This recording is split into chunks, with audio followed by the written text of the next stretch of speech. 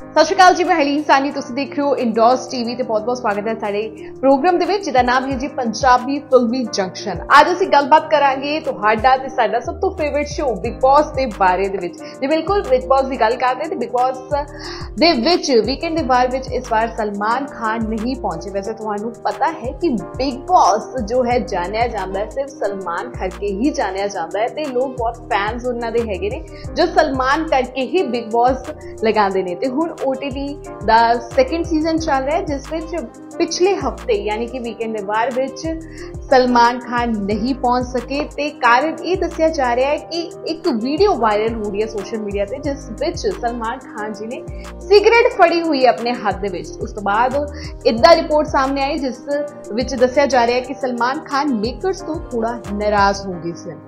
की है वो वीडियो, तुसी खुद नजर मारो। आप बात कर रहे हो, साइलेंट हो, गुस्सा हो, खा रहे हो, मगर they see everything of you.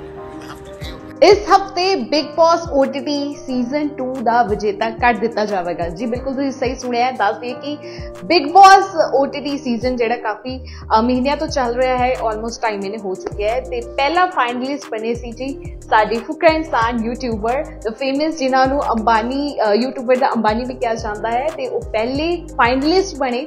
ਪਰ ਉੱਥੇ ਹੀ ਇੱਕ ਵੀਡੀਓ ਸਾਹਮਣੇ ਆ ਰਹੀ ਹੈ ਜਿਸ ਵਿੱਚ ਅਭਿਸ਼ੇਕ ਇਹ ਕਹਿੰਦੇ ਨਜ਼ਰ ਆ ਰਹੇ ਨੇ ਕਿ ਜੇਕਰ ਉਹਨਾਂ ਨੂੰ ਉਹ 10 ਲੱਖ वाला बैग मिल जाएगा तो वो एक्सेप्ट कर लेंगे तो वो लेके निकल जाएंगे।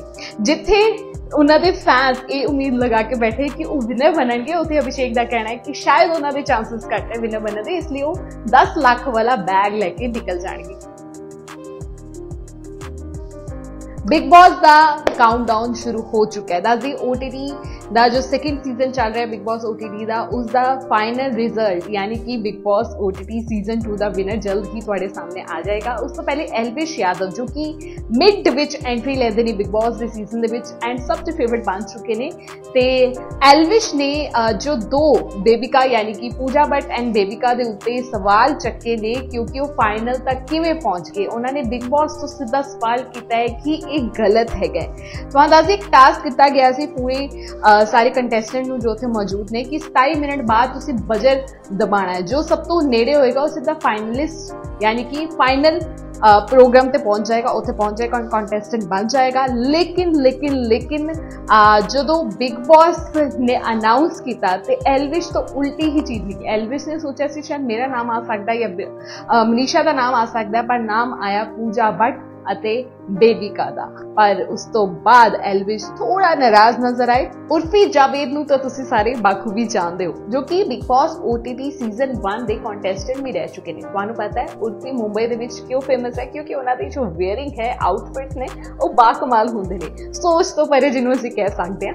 ਤੇ ਹਾਲ ਹੀ ਜੀ ਉਹਨਾਂ ਨੇ ਬਿਗ ਬॉस OTT ਸੀਜ਼ਨ 2 ਦੇ ਜੋ ਘਰ ਦੇ ਵਿੱਚ ਐਂਟਰੀ ਲਿੱਤੀ, ਜਿਸ ਤੋਂ ਬਾਅਦ ਜੋ एलविश सीगे वो थोड़े मूडी सी यानी कि मजाक के मूड दे विच सीगे एंड लेकिन थोड़ा उन्होंने उन्होंने गलबात की थी। और दूजे पासे देखा जाए जेकर पूजा भट्ट की गलबात की जाए उन्होंने उर्फी नूं लेजेंड बोलिया एंड इस सब कुछ होंदे होंदे एलविश थोड़ा मजाकिया मूड के इंसान ने तो उन्होंने उर्फी नूं कुछ किया की क्या तुसी नजर मार साडी इस खास रिपोर्ट थी। तो चलो कुछ अच्छा मेरे लिए बता दो, क्या आउटफिट बनाओगे तुम? सिचुएशन डेयरडेविल मैं बनाऊंगा suit salwar. Big boss OTT season 2 चल रहा है। वैसे तुहानू पता है कि पिछले वीकेंड वार में सलमान खान ने एलविश नू कुछ कह दिता सी, जिस तो बाद एलविश बहुत ज़्यादा रोए एंड एलविश की फैन फॉलोइंग इन्नी ज़्यादा है कि उन्होंने सलमान खान नू ही इंस्टाग्राम तो अनफॉलो कर दिता। घट्टो घट्ट 35 लाख फॉलोअर्स सलमान खान के घट गए सी उस दिन तो बाद। एलविश ने अपनी गलती जरूर मान ली सी, बट किते ना किते फैंस जोड़ रहे सी अपने आप को एलविश के नाल, उन्होंने सलमान खान नू ही इंस्टाग्राम अनफॉलो कर दिता। ते एंड लेकिन अज की अपडेट होर अलग है क्योंकि अभिषेक एंड एलविश इन्ने वधिया दोस्त सीगे एंड जानते सी क्योंकि दोनों यूट्यूबर ने एंड उन्हां दे विच अनबन हो गए।